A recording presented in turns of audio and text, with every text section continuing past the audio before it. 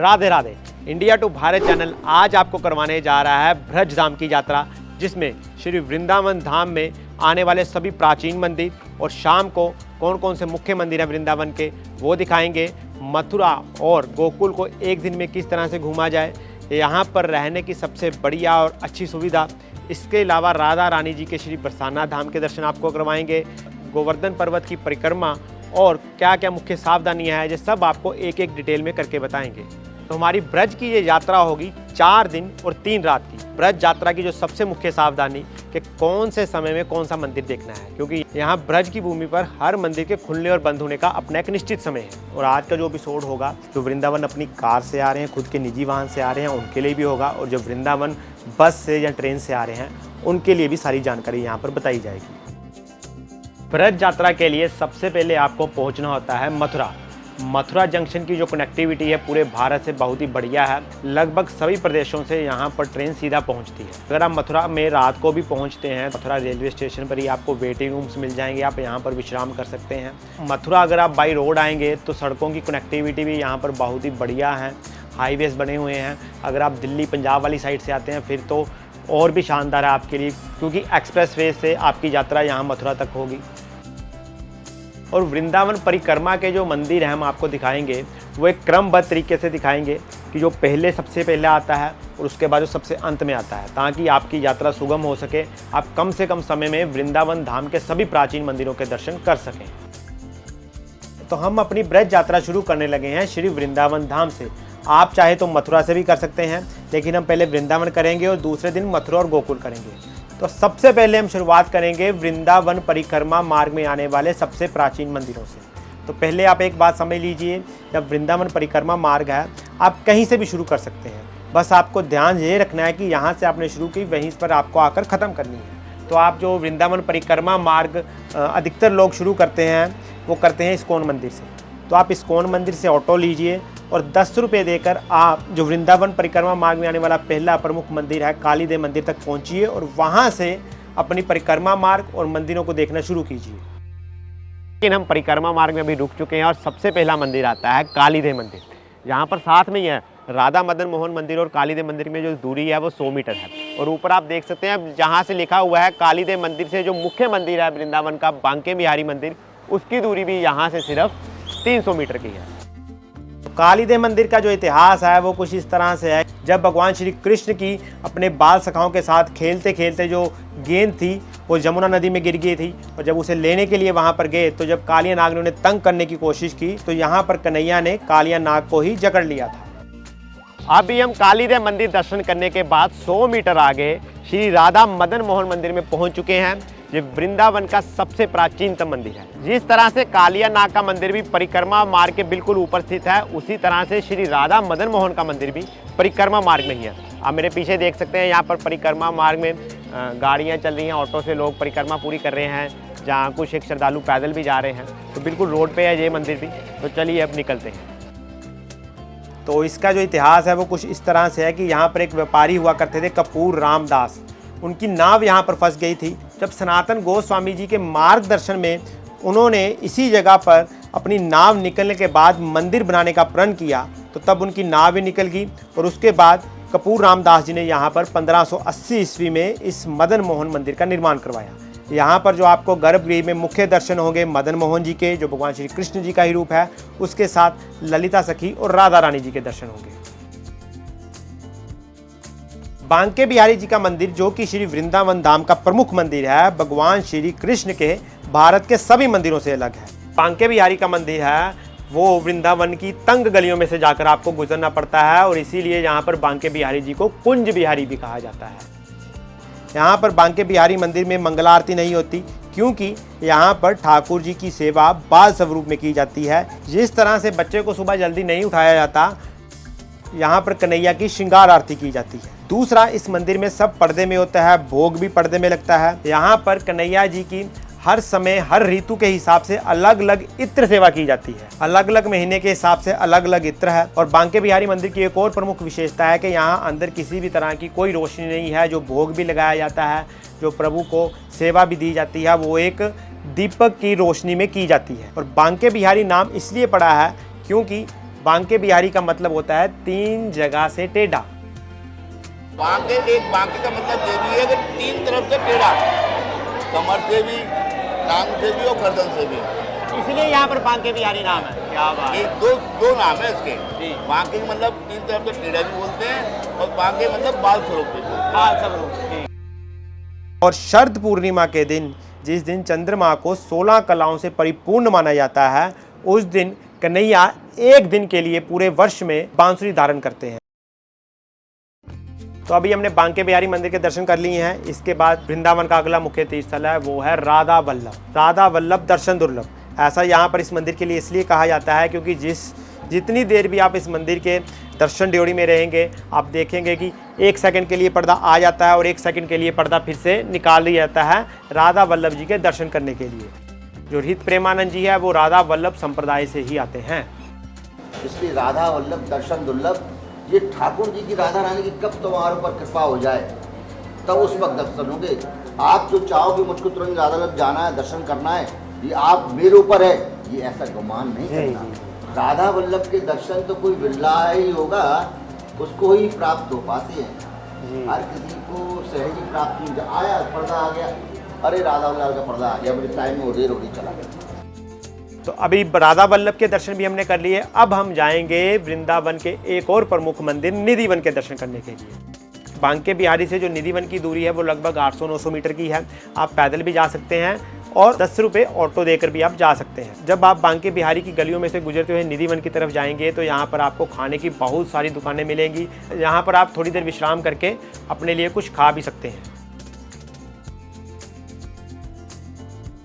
तो चलिए अब हम निधिवन पहुंच चुके हैं। तो निधिवन जो आपको 4 मुख्य यहाँ पर अंदर तीर्थ स्थल देखने हैं। निधिवन में पहले आकर आपको स्वामी हरिदास जी की समाधि स्थल के दर्शन करने हैं। स्वामी हरिदास जी के नाम से ये वृंदावन इतना प्रसिद्ध भी हुआ है। स्वामी हरिदास जी ने अपनी भक्ति से ही बांके बिहारी जी का प्राकट्य करवाया था। जो बांके बिहारी मंदिर में आपको दर्शन होते हैं बांके बिहारी जी के, वो मूल स्वरूप उनका जो प्राकट्य हुआ था वो निधिवन में ही हुआ था। स्वामी हरिदास जी की समाधि स्थल के बाद जो दूसरा मुख्य तीर्थ स्थल निधिवन में आपको दर्शन करने हैं वो है राधा रानी का और भगवान श्री कृष्ण का जो नित्य रासलीला जिस जगह पर होती है उसके दर्शन करने हैं। यहाँ पर रोज रात को दातुन भोग आदि छोड़ दिया जाता है और सुबह आपको सारा सामान यहाँ पर बिखरा हुआ मिलता है।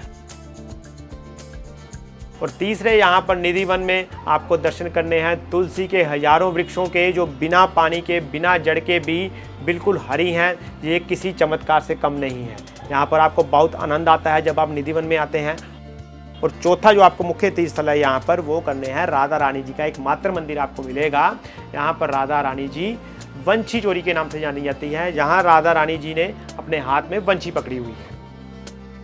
तो ये थे निधिवन के प्रमुख दर्शन। और निधिवन के बारे में एक और बात कि निधिवन सारा दिन खुला रहता है। शाम को ये जल्दी बंद हो जाता है 6 बजे तक, लेकिन बीच में ये बंद नहीं होता। तो निधिवन के बाद अगला मुख्य तीर्थ स्थल है हमारा मीराबाई मंदिर, जो निधिवन से लगभग 200 मीटर की दूरी पर ही स्थित है। निधिवन से 200 मीटर की दूरी पर ही कृष्ण भक्त मीराबाई के मंदिर में हम पहुंच चुके हैं। यहाँ पर जो आपको अंदर गर्भगृह में दर्शन होंगे, भगवान श्री कृष्ण जी की एक साइड पे राधा रानी जी हैं और दूसरी साइड पे मीराबाई जी हैं। ये मंदिर की जो स्थापना है 1842 में बीकानेर के राजा द्वारा करवाई गई थी। तो आप यहाँ पर मीराबाई के दर्शन कर सकते हैं भगवान श्री कृष्ण और राधा रानी जी के साथ। तो निधिवन के आसपास ही वृंदावन के सभी प्राचीन और मुख्य मंदिर हैं। तो यहाँ तो आप इसको पैदल यात्रा से भी कर सकते हैं। लगभग 1 किलोमीटर के आसपास के क्षेत्र में सभी मंदिर फैले हुए हैं। और अगर आप थक जाते हैं निधिवन के दर्शन करने के बाद तो आप ऑटो भी कर सकते हैं, जो आपसे 500 से 700 रुपये लेते हैं। आप अपना ऑटो बुक करवा सकते हैं, उन सभी मंदिरों के दर्शन कर सकते हैं। तो मीराबाई मंदिर के बाद अभी हम जा रहे हैं राधा रमण मंदिर, जो कि वृंदावन धाम का सबसे स्वच्छ मंदिर माना जाता है। श्री चैतन्य महाप्रभु जी के शिष्य थे गोपाल भट्ट गोस्वामी जी। गोपाल भट्ट गोस्वामी जी गंडकी नदी से शालिग्राम जी लाए, टोकरी टाइप की, तो उसमें वो शालिग्राम जी थे। तो वो शालिग्राम जी उठे हुए थे। तो उन्होंने सोचा कि कहीं इसमें कुछ सांप या कोई जानवर तो नहीं घुस गया।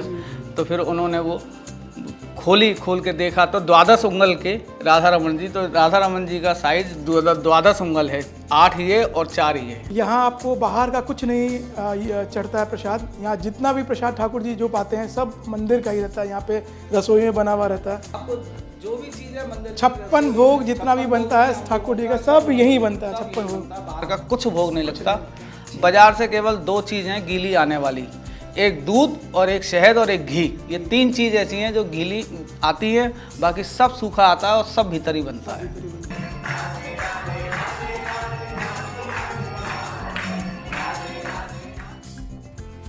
तो राधा रमन मंदिर से 300 मीटर की दूरी पर अब हम जाएंगे यहाँ पर महादेव का एक ऐसा मंदिर है जो पूरे भारत में आपको कहीं पर भी नहीं मिलेगा, क्योंकि यहाँ पर महादेव जी भगवान श्री कृष्ण की रासलीला देखने के लिए गोपी बनकर आए थे। तो इसीलिए वृंदावन धाम में महादेव जी को कहा जाता है गोपेश्वर महादेव मंदिर। बहुत ही आनंदित कर देने वाला वो क्षण होता है जब आप महादेव के इस रूप के दर्शन करते हैं। तो वृंदावन धाम के दर्शन करते हुए आपको एक बात का बहुत ही अच्छे से ध्यान रखना है, और वो है यहाँ की वानर सेना का। आपको पता भी नहीं लगेगा कब आपकी वो ऐनक या टोपी उठाकर ले जाते हैं। और सबसे बढ़िया बात, वो टोपी और ऐनक आपको तब वापस देंगे जब उनको आप फ्रूटी जहाँ कुछ खाने के लिए देंगे। तो अब बात करें निधिवन के अगले प्रमुख मंदिर की, जो कि है गोविंद देव जी मंदिर। तो अभी हम वृंदावन के गोविंद देव मंदिर में पहुंच चुके हैं। किसी समय में जब वृंदावन का सबसे ऊंचा और भव्य मंदिर था।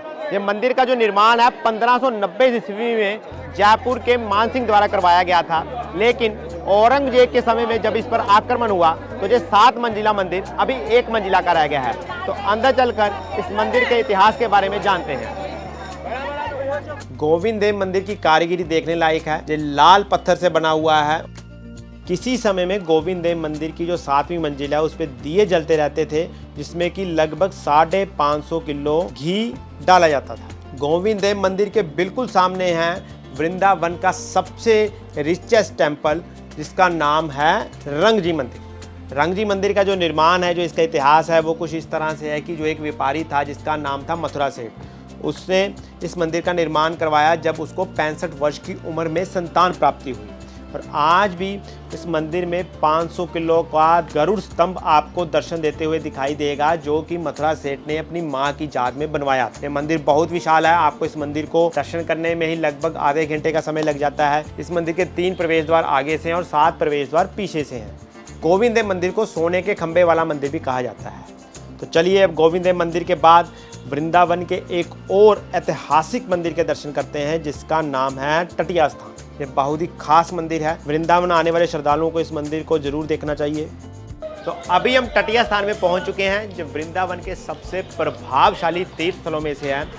गुरु हरिदास जी की जी तपोस्थली रही है। टटिया स्थान यहाँ पर इसलिए इसको बोला जाता है क्योंकि यहाँ पर किसी भी तरह की कोई चारदीवारी नहीं है। सिर्फ बांस की कपच्चियाँ मेरे पीछे देख सकते हैं, वो लगाई गई हैं। बिल्कुल खुला एरिया है, बहुत बड़ी विशाल तपोभूमि है। तो ये सभी के सभी मंदिर है जो वृंदावन परिक्रमा मार्ग में आने वाले हैं, जो आपके 5 से 6 घंटे में पूरे हो जाएंगे। उसके बाद 2 बजे के करीब आप अपने होटल में, जहाँ पर भी आप रह रहे हैं, वहाँ पर जाकर आप विश्राम कीजिए और फिर शाम के समय निकलिए। अब बात करते हैं ब्रज यात्रा के दौरान रहना कहाँ पर चाहिए। तो हमने अपनी सभी रातें वृंदावन धाम में गुजारी थी। ऐसा इसीलिए कि वृंदावन में एक स्थान से दूसरे स्थान तक जाने के लिए बहुत ही आसानी से सुविधा आपको उपलब्ध रहती है। आपने मथुरा, बरसाना, गोवर्धन पर्वत कहीं पर भी जाना हो। और दूसरा, वृंदावन धाम में आपको बहुत सी आश्रम धर्मशालाएं मिल जाती हैं अच्छी व्यवस्था के साथ। तो वृंदावन में रुकने की अलग अलग ऑप्शन की बात कर लेते हैं। सबसे पहले सरकार द्वारा संचालित टूरिस्ट फेलिसिटेशन सेंटर, प्रेम मंदिर से इसकी दूरी 2 किलोमीटर है। सबसे पहले कैटेगरी है फैमिली रूम की, जो कि 5 बेडेड विद AC है और इसके जो चार्जेस हैं वो 1250 रुपये हैं। AC डॉर्मेट्री भी यहाँ पर उपलब्ध है, जिसका चार्ज आपको 150 रुपये प्रति बेड मिलता है। और टूरिस्ट सेंटर में ही आपको यहाँ पर खाने की सुविधा भी उपलब्ध रहती है। 60 रुपये प्रति व्यक्ति एक थाली का यहाँ पर रेट है। टूरिस्ट सेंटर के आसपास ही यहाँ पर अंदर बहुत बड़ा पार्किंग एरिया है। जो बस से आते हैं लोग ग्रुप में, जहाँ अपनी गाड़ी लेकर आते हैं, उनके लिए यहाँ पार्किंग की कोई भी दिक्कत नहीं है। टूरिस्ट सेंटर के बाहर ही आपको कई ऑटो वाले मिल जाएंगे जो आपको सीधे मंदिरों तक ले जाते हैं। अब वृंदावन में दूसरी ऑप्शन की बात करें तो धर्मशालाएं और कई आश्रम हैं। तो सबसे बढ़िया तरीका है कि आप प्रेम मंदिर के आसपास ही धर्मशालाएं लें। वहाँ पर जो आपको चार्जेस मिलता है नॉन एसी का 500 से 700 रुपये है, और एसी धर्मशाला अगर आप लेते हैं तो वो 700 से 1000 रुपये के बीच में मिल जाता है। तो हम नंबर भी शेयर कर देंगे साथ साथ जिस धर्मशाला में ऑनलाइन बुकिंग की सुविधा है। तो इसके अलावा रमन रेती रोड है जो प्रेम मंदिर से बांके बिहारी मंदिर के बीच में आता है, तो रमन रेती रोड पर भी आपको कई बढ़िया धर्मशालाएँ मिल जाएंगी।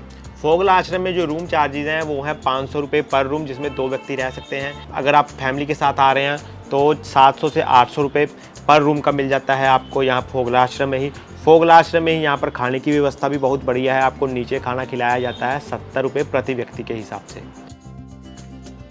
लेकिन फोगला आश्रम में कोई भी ऑनलाइन बुकिंग नहीं है, आपको यहीं पर आकर ही बुकिंग करवानी पड़ेगी। तो बांके बिहारी मंदिर की दूरी है वो लगभग 700 मीटर है, आप पैदल भी जा सकते हैं। फोगला आश्रम के आसपास ही आपको बहुत सारी धर्मशालाएं मिल जाएंगी जिनका जो प्राइस रहता है वो इसी रेंज में ही रहता है। और अब बात करते हैं वृंदावन के रात में देखे जाने वाले मंदिर। तो शाम के समय वृंदावन में आप सबसे पहले देखिए वैष्णो माता का मंदिर। ये छठीहारा रोड पर है, आपको प्रेम मंदिर से वैष्णो माता मंदिर तक ऑटो करके जाना पड़ेगा अगर आपकी धर्मशाला प्रेम मंदिर के आसपास है, क्योंकि यहाँ से 3-4 किलोमीटर की दूरी पर है ये वैष्णो माता का मंदिर। और ये अभी नया ही बना है और बहुत ही ये सुंदर है, शानदार है ये मंदिर। आपको आधे घंटे में यहाँ पर दर्शन हो जाते हैं। अंदर एक गुफा भी बनाई गई है माता रानी की। ऐसे ही धीरे धीरे शाम बढ़ने लगती हैं तो उसके बाद जो सबसे बढ़िया मंदिर है वृंदावन में देखने के लिए शाम के समय वो है प्रेम मंदिर, जो कि देखने लायक भी है। वृंदावन का जो प्रेम मंदिर है आप लगभग 6 से 6:30 के बजे पहुंचिए, जब यहाँ पर लाइट शो लगाया जाता है। ये रात में जगमगाता है ये मंदिर। और लेकिन आपको इस मंदिर में एक बात का विशेष ध्यान रखना है कि यहाँ भीड़ बहुत ज़्यादा होती है। अगर आपको 6 बजे पहुँचना है तो आप 5:30 तक पहुँच जाइए, क्योंकि अंदर प्रवेश करने में भी आधा घंटा लग जाता है और बाहर आने में भी आधा घंटा लग जाता है। और जो अंतिम मंदिर है रात के समय देखने के लिए वृंदावन में, वो आप जाइएगा इस्कॉन मंदिर में। वृंदावन के प्रेम मंदिर से बिल्कुल साथ में ये इस्कॉन मंदिर लगभग 100 मीटर की दूरी है। इस्कॉन मंदिर में ही आपको दोपहर के समय, सुबह के समय यहाँ पर निःशुल्क जो भोजन है वो भी दिया जाता है आने वाले श्रद्धालुओं के लिए। और इस्कॉन मंदिर में आपको भगवान श्री कृष्ण की भक्ति में झूमते हुए भक्त दिखाई देंगे।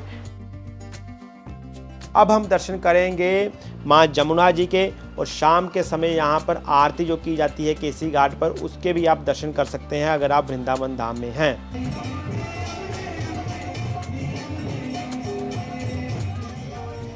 इसके अलावा वृंदावन के जो बाहरी सर्कल में मंदिर है वो भी आप देख सकते हैं, जिनमें से प्रमुख है बांडीर वन। बांडीर वन आप ज़रूर जाइएगा अगर आपके पास समय होगा उसी दिन का। बांडीर वन का जो डिस्टेंस है वृंदावन से वो लगभग 10 किलोमीटर है। आपको 15 से 20 मिनट लगते हैं बांडीर वन तक पहुँचते। और अगर आपके पास अपनी गाड़ी नहीं है तो जो बांडीर वन और जो वंशीवट है वहाँ तक आप ऑटो करके भी जा सकते हैं अपना स्पेशल, जो कि आपसे 200 से 250 रुपये लेंगे। बांडीर वन में सबसे प्रमुख आता है श्री राधा और कृष्ण जी की विवाह स्थली। जी हाँ, श्री राधा और कृष्ण जी की विवाह स्थली है जो, वहाँ पर जाकर आप दर्शन कीजिए। वहीं पर आपको भगवान श्री कृष्ण बिल्कुल नए रूप में मिलेंगे। उनके हाथ में आपको सिंदूर दिखेगा जो वो राधा जी की मांग में भर रहे हैं। इसके अलावा बांडीर वन के साथ ही वंशीवट आता है। यहाँ पर भगवान श्री कृष्ण गऊओं को चराने आते थे और वंशी बजाया करते थे। और जिस पेड़ के नीचे कन्हैया बांसुरी बजाया करते थे अपनी गाय माता के लिए, आज भी वहाँ पर जो पेड़ लगा हुआ है उसमें से अगर आप बड़े ध्यान लगाकर सुनेंगे तो आपको डम डम की आवाज़ आती है। वंशीवट के बिल्कुल साथ में ही यहाँ पर बहुत से संतों की कुटियाँ हैं, आप उनके भी दर्शन अवश्य कीजिए। यहीं पर गायों के लिए गौशाला भी हैं, वहाँ पर आप उनको चारा भी खिला सकते हैं। तो ये तो हो गया वृंदावन धाम के संपूर्ण दर्शन। तो अब बात करेंगे डे 2 की, यानी कि यात्रा का दूसरा दिन, जो कि अभी हम जाएंगे मथुरा में। तो सबसे पहले आप जल्दी उठिए। क्यों? क्योंकि दोपहर के समय यहाँ अधिकतर मंदिर बंद रहते हैं 12 से 4 बजे तक। तो सबसे पहले हमने वृंदावन से मथुरा के लिए ऑटो लेना है या बस लेनी है। ऑटो लेंगे तो जल्दी पहुंच जाएंगे, 50 रुपये प्रति व्यक्ति वो शुल्क लेते हैं। तो आप मथुरा तक पहुंचे। तो मथुरा में देखने के लिए 4 जो मुख्य तीर्थस्थल हैं, पहले उनकी बात कर लेते हैं। पहले तो है कृष्ण जन्मभूमि। यहाँ पर भगवान श्री कृष्ण जी का जन्म हुआ था। जब आप कृष्ण जन्मभूमि के दर्शन के लिए जाएंगे तो आपको कम से कम आधा घंटा लगेगा पूरे के पूरे भगवान श्री कृष्ण की जन्मभूमि के दर्शन करने के लिए। अंदर भगवान श्री कृष्ण की वो कारागार है, यहाँ पर उनका जन्म हुआ था। एक छोटी सी गैलरी बनाई गई है, यहाँ पर आपको चलचित्र प्रतिमाएं देखने को मिलेंगी। एक गुफा बनाई गई है और भी छोटे कई मंदिर हैं। तो जब आप कृष्ण जन्मभूमि के दर्शन के लिए जाएंगे तो 2 बातों का ध्यान रखें। पहले तो अंदर किसी भी तरह का मोबाइल, इलेक्ट्रॉनिक सामान अलाउड नहीं है। मंदिर के साथ ही काउंटर बना हुआ है, वहां पर आप अपना सामान जमा करवा सकते हैं। और दूसरी बात, यहाँ मंदिर के आसपास पार्किंग की एक दिक्कत रहती है, तो आप अगर अपनी गाड़ी से आ रहे हैं तो प्रयत्न कीजिए कि अपनी गाड़ी को पार कीजिए 1 किलोमीटर पीछे ही मंदिर से। अब मथुरा का दूसरा मुख्य मंदिर है, वो है द्वारकाधीश मंदिर। जन्मभूमि से आप 40 से 50 रुपए प्रति व्यक्ति ऑटो देकर द्वारकाधीश मंदिर तक जा सकते हैं। द्वारकाधीश मंदिर मथुरा का सबसे प्राचीन मंदिर है। तो इस मंदिर में झूलन महोत्सव बहुत ही हर्षोल्लास से मनाया जाता है। यहाँ पर भगवान श्री कृष्ण को राजा के रूप में पूजा जाता है। इस मंदिर की वास्तुकला बेहद ही सुंदर है। तो जैसे ही आप द्वारकाधीश मंदिर के दर्शन कर लेते हैं तो 100 मीटर की दूरी पर ही आपको मथुरा के तीसरे मुख्य तीर्थ स्थल के दर्शन होंगे, और वो है विश्राम घाट। विश्राम घाट वो घाट है यहाँ पर भगवान श्री कृष्ण जी ने कंस का वध करने के बाद थोड़े समय के लिए विश्राम किया था। जो विश्राम घाट है ये सभी घाटों में प्रमुख मान्यता प्राप्त है। यहाँ पर आपको जमुना मैया के भी दर्शन होंगे। यहीं पर आप बोटिंग भी कर सकते हैं। अच्छा, आधे घंटे में 300 रुपया लेते हो आप? ठीक है, एक सवारी का। तो 300 रुपया एक सवारी का यहाँ पर बोटिंग चार्जेज है। 1 किलोमीटर तक जाते हैं, फिर वापस आ जाते हैं, उसमें पूरा आधा घंटा लगता है। तो यहाँ पर आप विश्राम घाट पर बोटिंग भी कर सकते हैं। हम जिस समय मथुरा में आए थे तब जमुना जी का जन्म महोत्सव चल रहा था। तो पूरी की पूरी जमुना मैया को तब एक चुनरी से वहाँ पर चुनरी महोत्सव जिसे कहा जाता है वो मनाया गया था। चुनरी महोत्सव ही ये मथुरा की एक खास तरह की पहचान है। इसके अलावा मथुरा में चीरहरण घाट है, वो भी आप देख सकते हैं। चौथा मुख्य तीर्थ स्थल जो मथुरा में है वो है कंच किला। अधिकतर समय ये बंद ही रहता है, लेकिन अब बाहर से इस किले को देख सकते हैं। अगर किसी भक्तगण को मथुरा में रुकना है तो मथुरा जन्मभूमि के पास ही आपको यहाँ पर जन्मभूमि ट्रस्ट द्वारा यहाँ पर कमरे दिए जाते हैं। बिल्कुल मंदिर के पास में ही है। 500 से लेकर 1000 रुपये के बीच में उनका शुल्क रहता है। तो ये तो हो गई मथुरा के 4 मुख्य तीर्थ स्थलों के दर्शन, जिसमें आपको समय लगता है लगभग 2 से 2.5 घंटे का। तो इसके बाद अब हम जाएंगे मथुरा से गोकुल धाम की तरफ, जो कि हमारा तीसरा मुख्य तीर्थ स्थल है ब्रज यात्रा में। तो चलिए अब बात करते हैं गोकुल धाम की। तो मथुरा से जो गोकुल की दूरी है वो लगभग आधे से पौना घंटा आपको लगता है। अगर तो आप शेयरिंग ऑटो में जाते हैं आपसे 50 से 60 रुपये लिए जाते हैं, लेकिन अगर आप अपना पर्सनल ऑटो बुक करते हैं, अगर आप फैमिली के साथ हैं, तो आपसे 300 से 350 रुपये लिया जाता है। तो गोकुल धाम में देखने वाले मुख्य तीर्थ स्थल हैं 84 खंबा मंदिर, रमन रेती, चिंताहरण महादेव, चौथा ब्रह्मांड घाट, 5वां बलदेव जी का मंदिर। तो गोकुल घूमने का जो मैं आपको तरीका बताने वाला हूँ वो कुछ इस तरह से है कि गोकुल में रमन रेती जो है वो 12 से 4 बजे तक बंद रहता है। तो हम जैसे मथुरा में सुबह देखा है तो हम लगभग 12-1 बजे के करीब गोकुल में पहुँचेंगे। तो आप ऐसे करें कि गोकुल के रमन रेती को छोड़ के बाकी के सभी मंदिरों के दर्शन कर सकते हैं, क्योंकि बाकी के सभी तीर्थ स्थल खुले रहते हैं। और फिर जब 4 बजे तक रमन रेती खुल जाएगा तो उसके बाद आप रमन रेती के दर्शन कर लीजिए। साय के समय रमन रेती देखने के 2 फायदे हैं। एक तो शाम के समय जो माहौल होता है बहुत ही मनमोहक होता है, और उसके साथ साथ आपको जो यहाँ पर विशेष रूप से हाथियों द्वारा आरती की जाती है वो भी आपको देखने को मिलेगी। तो सबसे पहले हम गोकुल में जाएंगे नंदगांव 84 खंबा मंदिर। अगर तो आप अपनी गाड़ी से आ रहे हैं गोकुल में तो आपको हर तीर्थ स्थान के बाद यहाँ पर पार्किंग की अच्छी सुविधा देखने को मिलेगी।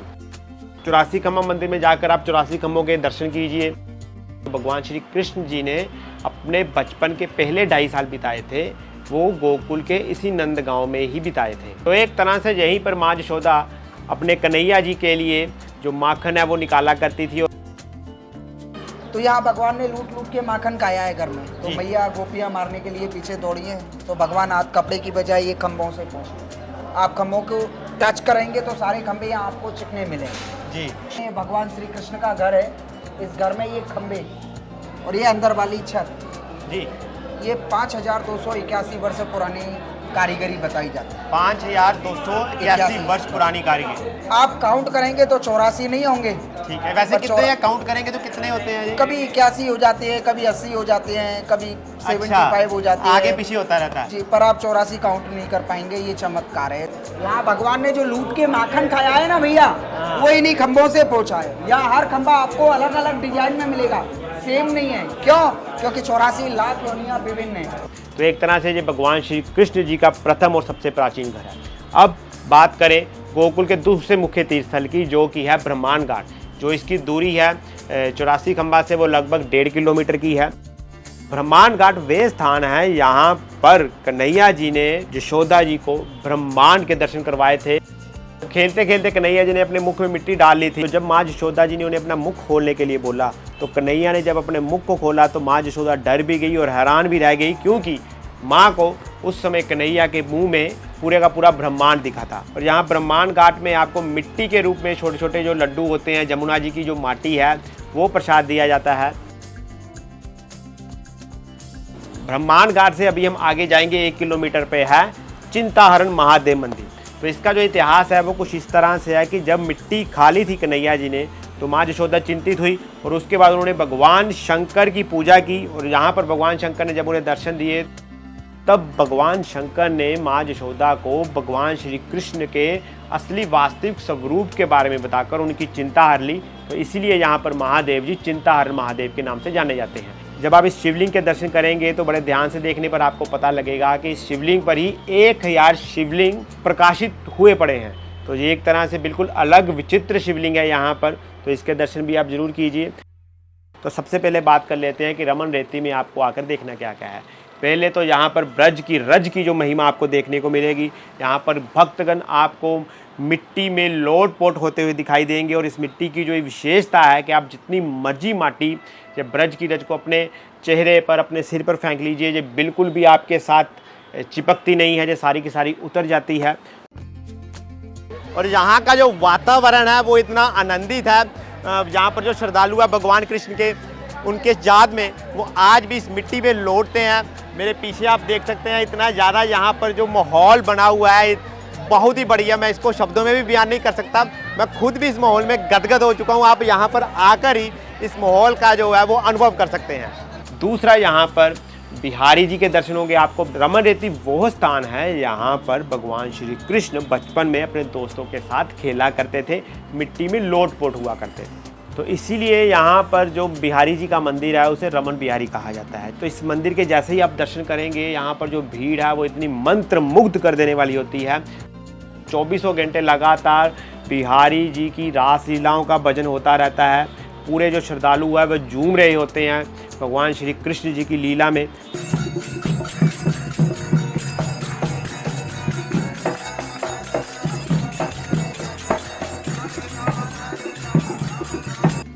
तीसरी जो इस मंदिर की विशेषता है, गजराज के हाथों से हुई आरती। यहाँ पर जब आप शाम को 6:30 बजे के करीब वो आरती शुरू होती है और हाथी तब बुलाए जाते हैं और हाथियों द्वारा वो आरती की जाती है। हाथी घंटा बजाते हैं, बिल्कुल अलग ही दृश्य होता है उस समय।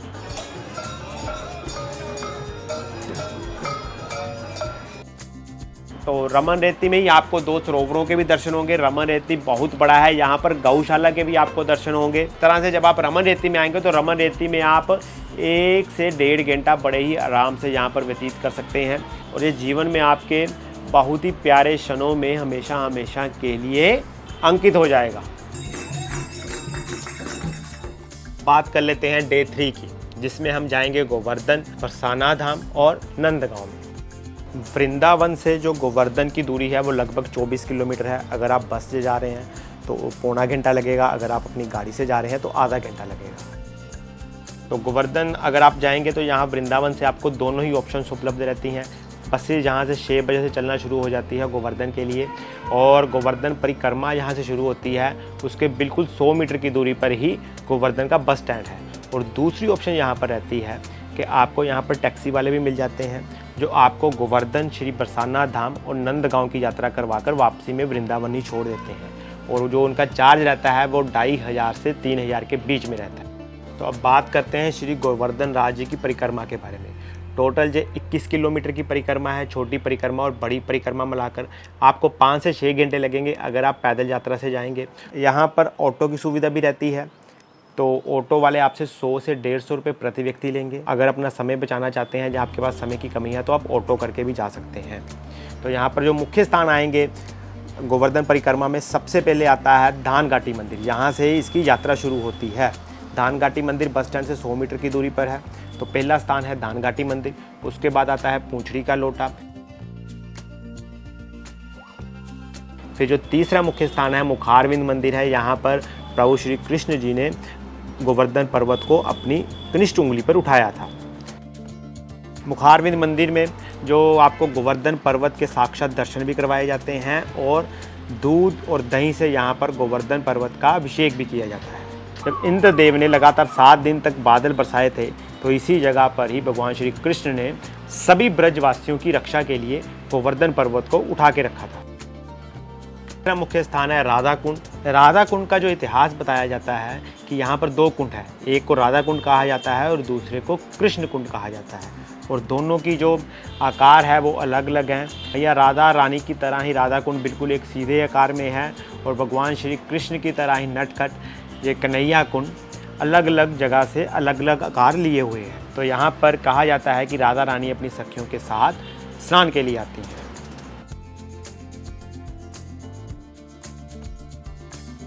उसके बाद कुसुम सरोवर आता है, जो कि बेहद ही खूबसूरत है, बहुत ही बढ़िया है ये। पांचवा आता है मानसी गंगा। तो इस तरह से आप गोवर्धन परिक्रमा कर सकते हैं। अगर आप ऑटो से कर रहे हैं तो आपको 1 से 1.5 घंटा लगेगा। तो उसके बाद अभी गोवर्धन वाले रास्ते से ही आगे बरसाना की तरफ निकलेंगे। बरसाना क्षेत्र जिसका संबंध राधा रानी जी के साथ जुड़ा हुआ है, और उससे आगे नंदगांव है जो कि भगवान श्री कृष्ण का घर है। हमने गोकुल में भी नंदगांव के दर्शन किए थे, वहाँ पर श्री कृष्ण जी ने अपने जीवन के पहले 2.5 साल बिताए थे। और आज हम जिस नंदगांव में जाएंगे, यहाँ पर प्रभु श्री कृष्ण ने 2.5 साल के बाद यहाँ पर अपना बचपन बिताया था। तो मेरे पीछे आप देख सकते हैं कि यहाँ गोवर्धन 5 किलोमीटर है, यहीं से बरसाना के लिए रास्ता निकलता है 22 किलोमीटर है यहाँ से। अगर तो आप वृंदावन धाम से आ रहे हैं, जिस दिन गोवर्धन की यात्रा आप करेंगे उसी दिन आप बरसाना और नंदगांव की यात्रा भी एक दिन में कर सकते हैं। तो श्री बरसाना धाम में मुख्यतः आपको जो तीर्थ स्थल देखने हैं, सबसे पहले आता है राधा रानी जी का मंदिर। यहाँ पर आपको सीढ़ियाँ चढ़नी पड़ेंगी, लगभग 200 से 250 सीढ़ियाँ हैं। अगर कोई वृद्ध व्यक्ति है तो उसके लिए यहाँ पर पालकी का इंतज़ाम भी किया जाता है। 300 से 500 रुपये उसका चार्ज लगता है। राधा रानी जी का जो मंदिर है वो बहुत ही ऊंचाई पर स्थित है। ऊपर जाकर जो आपको पूरे के पूरे बरसाना धाम का दृश्य देखने को मिलता है वो बहुत ही बढ़िया और बहुत ही मनमोहक होता है। इसके अलावा यहाँ पर बरसाना में ही कीर्ति मंदिर है, ललिता मंदिर है जो राधा रानी जी की सखी थी। ललिता मंदिर माना जाता है कि वहीं पर ललिता जी ने तप साधना की थी। तो बरसाना धाम से 8 किलोमीटर पर अगला जो मुख्य तीर्थ स्थल है वो है नंदगांव। अभी नंदगांव हम पहुंच चुके हैं। जिस तरह से बरसाना में जो राधा रानी जी का मंदिर था उसकी गलियां भी काफ़ी तंग थी, उसी तरह से नंद बाबा का जो घर है ये भी काफ़ी तंग गलियों से होकर गुजरता है। तो चलिए अब अंदर जाकर दर्शन करते हैं। तो यहाँ पर आपको नंद बाबा का घर मिलेगा, पूरे के पूरे परिवार की यहाँ पर पूजा की जाती है। नंद बाबा का जो प्राचीन घर था वो गोकुल ही था। गोकुल में श्री कृष्ण 2 साल 3 दिन तक रहे। गोकुल और मथुरा पास पास में। मथुरा से पहले पूतना गई जब श्री कृष्ण 10 दिन के थे। तृणावत गया, शक्टासुर गया। नंद बाबा ने अपना घर आंगन, प्राचीन घर श्री कृष्ण की सुरक्षा के लिए छोड़ दिया।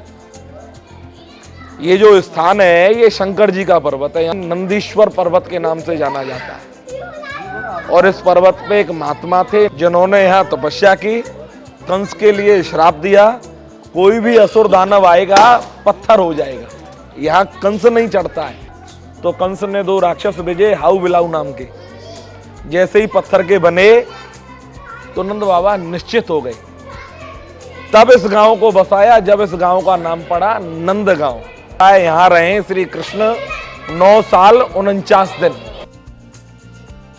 तो ये नंदगांव है। और फिर उसके बाद जो अगला मुख्य तीर्थ स्थल है नंदगांव से 4 किलोमीटर पर है कोकिला धाम। यहाँ पर भगवान शनि देव जी उन्होंने प्रभु श्री कृष्ण जी की जो तपस्या की थी, तो ये एक बहुत ही मुख्य धाम है ब्रज यात्रा में। यहाँ पर अगर आप आते हैं तो आपकी शनि की जो 7.5 सती है सदा सदा के लिए ख़त्म हो जाती है। ये लीला यहाँ की का भगवान श्री कृष्ण ने यहाँ कोयल बन करके राज किया। अच्छा, तो इसलिए इसका नाम पड़ा कोकिलावन। ठीक है। पूरे ब्रजमंडल में भगवान श्री कृष्ण ने जहाँ जहाँ जैसी जैसी लीला की वैसी वैसी स्थलियों के नाम पड़े जी, और भगवान के भी नाम वैसे ही पड़े। और शनिदेव जी के साथ क्या इतिहास है इसका? शनिदेव जी के साथ में इतिहास ये है कि भगवान श्री कृष्ण के दर्शन करने के लिए श्री शनिदेव नंदगाम पधारे थे जी। और नंदगाम में मैया ने जब भगवान शनिदेव को देखा, मैया बोली तो मैं दर्शन ना कराऊंगी बिल्कुल, और कदाचित मैंने तो पे लाला के दर्शन कराए थे तो तेरी वक्र दृष्टि में लाला पे पड़ जाएगी। वक्र दृष्टि माने? वक्र भगवान की जो वक्र दृष्टि है शुभ नहीं होती, ऐसा सुन रखा था मैया ने। यहाँ तो ना मैया खड़ी है, मैं तुम्हें दर्शन दूंगा कोकिलावन में। तो शनिदेव भगवान यहाँ आए और यहाँ खूब तपस्या करी। तो दूसरी बात ये भगवान श्री शनिदेव का ये तपस्थली भी है कोकिलावन। अच्छा। यहाँ की बड़ी महिमा है। देखो भगवान ने राज किया तो कोकिलावन, शनिदेव भगवान ने तपस्या की तो तपस्थली। तो यह थी हमारी ब्रज यात्रा की संपूर्ण जानकारी। अगर आपको कुछ भी पूछना है तो आप नीचे कमेंट सेक्शन में जाकर पूछ सकते हैं। राधे राधे, हरे कृष्णा।